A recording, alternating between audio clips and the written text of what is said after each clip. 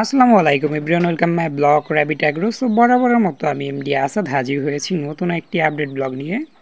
So অনেকেই সাধারণত আমাকে অনেক দিন যাবত কিন্তু কমেন্ট করতেছে, ভাই কী ধরনের ওষুধ পাখিকে খাওয়াবো সে সম্পর্কিত একটা ব্লগ তৈরি করেন। সো সে কারণে মূলত আজকে এই নতুন একটা ব্লগ। সাধারণত ওষুধ নিয়ে আমি তেমন একটা আলোচনা করি না বললেই চলে। আজকে আপনাদের কমেন্টের কারণে ওষুধ নিয়ে আলোচনা করতে আমি বাধ্য। শুরুতে আমি দেখাচ্ছি আমি আমার কোয়েলকে কী ধরনের খাবার খাওয়াই। এ বিষয়ে অনেক কমেন্ট আসছে। এই ডিমটা এখনই পেড়ে দিল পাখিটা। এবার আসি মূল পয়েন্টে। সাধারণত আজকে আলোচনা করব যেগুলো আমি নিজে ইউজ করি। এখন অনেকে অনেক কিছু ইউজ করতে পারে, ওষুধের শেষ নেই, খাবারেরও শেষ নেই। কারণ আমি জানি এই ভিডিও দেখে অনেকে কমেন্ট করবে, ভাই এটা তো ভুল হইলো, এটা ইউজ করি আমি। এখন যে যেটা খুশি ইউজ করতে পারেন, সেখানে আমার কোনো আপত্তি নেই। মূলত আমি যেগুলো ইউজ করি সে বিষয়ে আমি আপনাদের সঙ্গে একটু শেয়ার করার চেষ্টা করি। সাধারণত আমি একদিন থেকে কোয়েল পাখির 40 থেকে 45 দিন বয়স পর্যন্ত, মানে 2টা একটা ডিম পাড়া পর্যন্ত আমি খাওয়িয়ে থাকি ব্রয়লার স্টার্টার। তার পরবর্তী সময়ে দিয়ে থাকি লেয়ার 1 খাবারটা, যেটা হইতেছে মূলত ডিমের খাবার।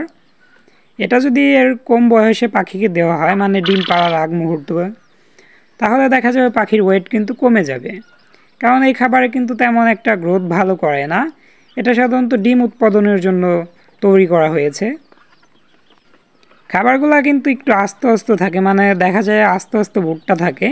এক্ষেত্রে আমরা কিন্তু ব্লেন্ডার করে বা ভাঙিয়ে কিন্তু নিয়ে নিতে পারি, একদম গুঁড়ো গুঁড়ো করে।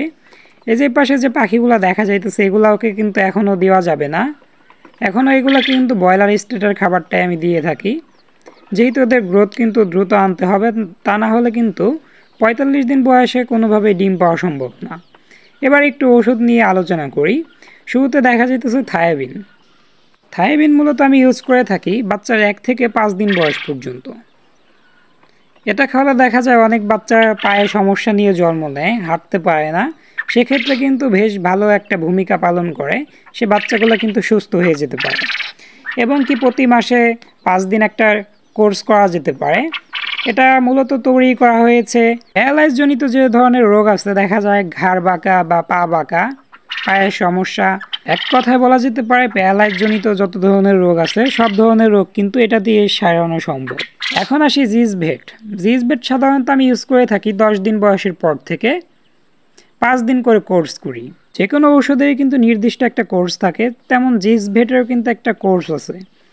প্রতি মাসে 5 দিন করে খাওয়াতে পারলে ভালো, 15 দিন পর পর খাওয়াতে পারলে আর একটু ভালো হয়। এটা সাধারণত দেখা যায় অনেক কোয়েল পাখি বা হাঁস মুরগির লোম ঝরে পড়ে যায়। লোম ঝরে পড়লে কিন্তু সেগুলো গজাতে কিন্তু বেশ ভালো ভূমিকা পালন করে। এরপর আসি ক্যালপেক্স। ক্যালপেক্স হচ্ছে, এটা হইতেছে ক্যালসিয়াম। এটাও কিন্তু 10 দিন বয়সের পর থেকে খাওয়ানো যেতে পারে।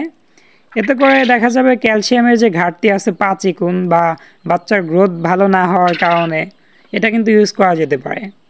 এটা হইতেছে রেনাসল 83 ওয়েট।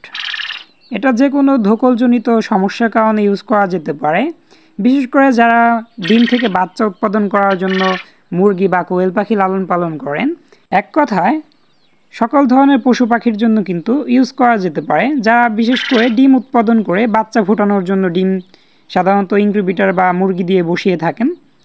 এতে করে কিন্তু বাচ্চার হাড় শক্ত করবে এবং ডিমটা বেশ ভালোভাবে জমাতে সহযোগিতা করবে, যে কারণে মূলত আমি ইউজ করি, যেহেতু আমি প্রায় ডিম দিয়ে কিন্তু বাচ্চা উৎপাদন করে থাকি। জিসবেট কিন্তু ইউজ করে দেখতে পারেন। অনেকের হাঁস মুরগি দেখা যায় লোম একদম ঝরে পড়ে যায়, বিশেষ করে কোয়েল পাখি। কোয়েল পাখি কিন্তু জিসবেট ইউজ করে দেখতে পারেন। এগুলো কিন্তু একদমই গ্যারান্টি সহকারে বলা যেতে পারে লোম কিন্তু গজাতে বেশ ভালো ভূমিকা পালন করে। এগুলোর ভিতরে কিন্তু ডিম পাড়ানোর জন্য বেশ ভালো একটা ভূমিকা পালন করে ঔষধ আছে, যেটা আমার কাছে এখন বর্তমানে নেই, আমি কিন্তু এটা ইউজ করে থাকি। সেটা হচ্ছে ইসিল। ইসিল মূলত ডিমের উৎপাদনের জন্যই কিন্তু তৈরি করা হয়েছে। দেখা যায় আপনার কোয়েল পাখি 2 দিন 1 দিন পর পর ডিম পাড়ে, আর ইসিল ইউজ করলে দেখা যাবে কন্টিনিউ কিন্তু ডিম পাড়তে শুরু করবে। ইসিল সম্পর্কে পরবর্তী কোনো ভিডিওতে আলোচনা করার চেষ্টা করবো ইনশাল্লাহ। ইসিল কিন্তু অবশ্যই ইউজ করতেই হবে।